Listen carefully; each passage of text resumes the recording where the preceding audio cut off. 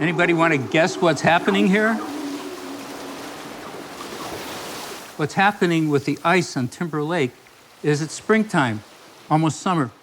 And so the ice is beginning to crack, and when the ice cracks and expands, it creates that kind of sound.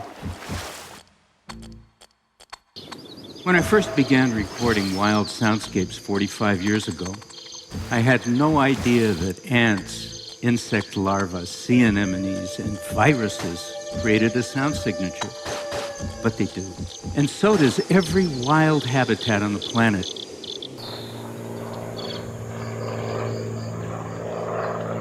We've got light rain here, and we've got some clouds, actually some low clouds over in some of the passes, and maybe some snow.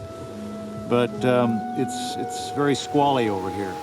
I think this kind of work is very important as an aspect of preservation of habitats. The soundscape is the voice of a living habitat, and to the extent that it connects with the perspective of the health of that habitat is what's so critical.